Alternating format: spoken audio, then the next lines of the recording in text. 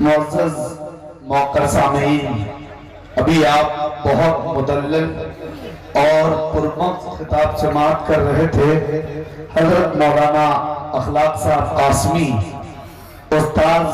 مدرسہ سلطانیہ ضیاء العلوم شری نگر و general secretary جمعیت علماء لکھیم پور، حضرت مولانا اخلاق صاحب کے متعلق سب سے پہلی بات تو یہ کہ جتنے شعراء نے آپ کا تعارف کروایا ہے اس سے یہ اندازہ ہوتا ہے کہ اللہ رب العزت نے آپ کو اس میں بامسمہ کیا ہے، اور اللہ رب العزت نے آپ کے نام کو ضلع لکھیم پور کے لیے، اطراف و اکناف کے لیے، بلکہ اتر پردیش اور انڈیا کے لیے اللہ رب العزت نے علماء طبقے کے لیے مشعل راہ بنایا ہے۔ یقیناً ہمارے ڈائٹ پر اس طرح کی تقریر میں خود بطور ناظم جلسہ یہ کہنا چاہتا ہوں کہ بہت جگہوں پر شرکت کا موقع ملتا ہے، لیکن ایران قرآن کی تو بڑی گفتگو ہوتی ہے، لیکن نص اور دلیل سے گفتگو کرنے والے علماء بہت کم ہوتے جا رہے ہیں ہمارے اسٹیجوں پہ۔ میں مبارکبادی پیش کرتے ہوئے آپ کی تقریر، اور مجھے یہ 4 مصرے فوراً یاد آئے، میں چاہتا ہوں کہ سنا دوں کہ جب سے اس فتنے کو وہ آباد کر کے رکھ دیا، جب سے اس فتنے کو وہ آباد کر کے رکھ دیا، ایک نئے سردرد کا ایجاد کر کے رکھ دیا، جب سے اس فتنے کو وہ آباد کر کے رکھ دیا، ایک نئے سردرد کا ایجاد کر کے رکھ دیا، اور فیس بک اور واٹس ایپ نے آج کے اس دور میں نوجوانوں کو میرے برباد کر کے رکھ دیا، نوجوانوں کو میرے برباد کر کے رکھ دیا۔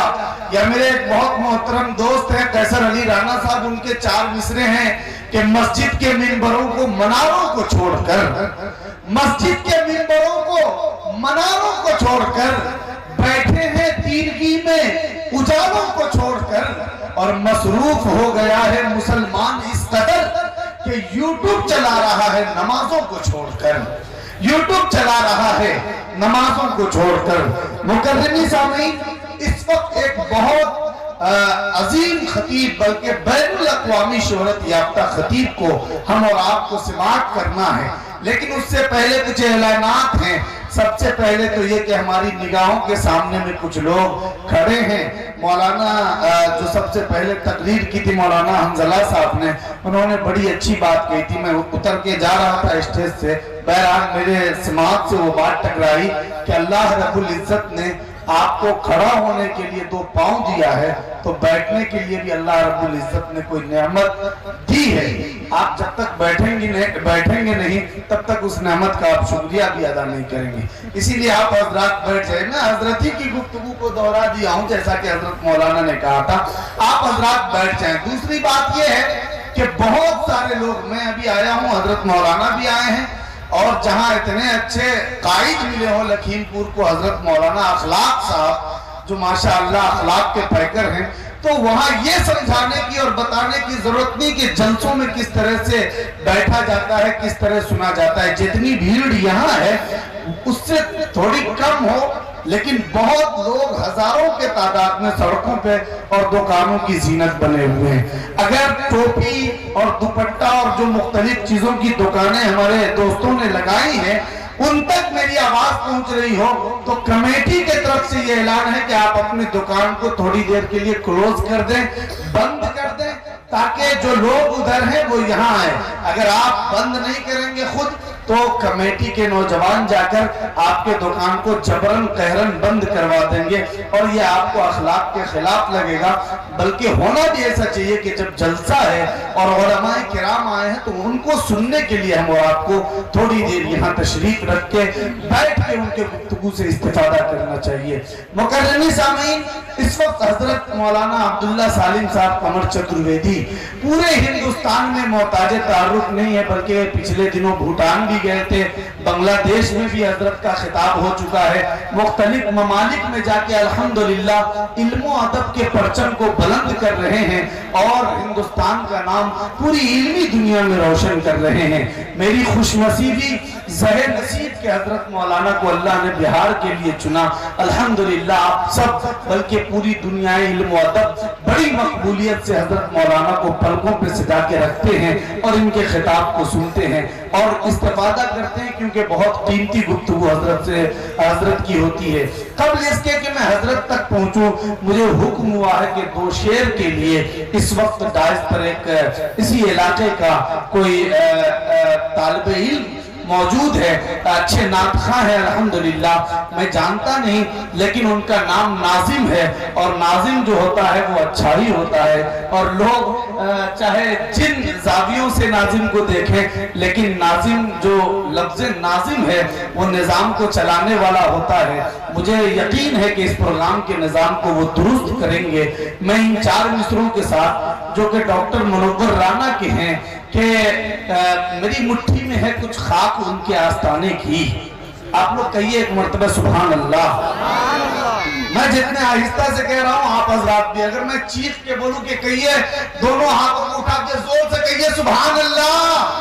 تو زور سے بولیں گے، اور آہستہ کہیں گے تو آہستہ بولیں گے۔ آپ حضرات زندہ دل ہو کے بیٹھیں اور تازہ دم ہو کے بیٹھیں تاکہ خطیب اور شاعر آپ تک پہنچ سکے۔ حضرت مولانا عبداللہ سالم صاحب کے بعد آل انڈیا نعتیہ مشاعرے کا بھی پروگرام ہے، جس میں حضرت دل خیر آبادی صاحب، اشفاق بہرائچی صاحب، تابش ریحان صاحب اور شرافت بسوانی صاحب، ساحل بسوانی صاحب اور یحییٰ جلیس صاحب، یہ تمام لوگ اپنا کلام پیش کریں گے۔ لیکن اس وقت ان 4 مصروں کے ساتھ میں محترم ناظم کو آواز دینا چاہتا ہوں نعت رسول کے لیے کہ میری مٹھی میں ہے کچھ خاک ان کے آستانے کی، زمانہ اب کرے ہمت میری قیمت لگانے کی۔ میری مٹھی میں ہے کچھ خاک ان کے آستانے کی، زمانہ اب کرے ہمت میری قیمت لگانے کی، اور میں مر جاؤں تو بس خاک مدینہ منہ پہ مل دینا، یہی بس ایک صورت ہے خدا کو منہ دکھانے کی، یہی بس ایک صورت ہے خدا کو منہ دکھانے کی۔ آپ تشریف لائیں اور نعت سرور کائنات صلی اللہ علیہ وسلم پیش کریں۔ السلام علیکم ورحمۃ اللہ وبرکاتہ۔ محترم حضرات، جیسا کہ ابھی حضرت مولانا حنظلہ صاحب کا بیان ہوا ہے، میں انہیں کا بیان، حضرت کا بیان اور 4 مصرے پیش کرتا ہوں، بطور خاص ملاحظہ فرمائیں کہ مانو زر کے اسیر لگتے ہو، مانو زر کے اسیر لگتے ہو، مانو زر کے اسیر لگتے ہو، پھر یقین بے ضمیر لگتے ہو، پھر یقین بے ضمیر لگتے ہو۔ اسلام پروانہ صاحب جی، مانگتے ہو جہیز شادی میں،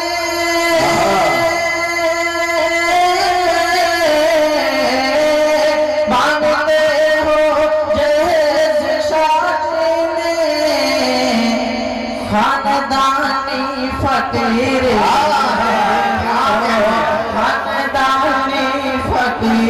لگتے ہو۔ یہ حضرات بلا کسی تمہید ایک نعت پاک پیش کرتا ہوں کیونکہ ہمارے درمیان حضرت مولانا عبداللہ سالم صاحب قمر چترویدی تشریف فرمائیں۔ جی عطا کریں نوازش، جی عطا کریں نوازش۔ میرے خدا مجھے ایسا بنا دیا ہوتا، میرے خدا مجھے ایسا بنا دیا ہوتا، میرے خدا مجھے ایسا بنا دیا ہوتا، غلاف بن کے جو کعبے سے میں لگا ہوتا، غلاف بن کے جو کعبے سے میں لگا ہوتا، اور بنا کے مجھ کو کبوتر غفا میں رکھ دیتا، بنا کے مجھ کو کبوتر غفا میں رکھ دیتا،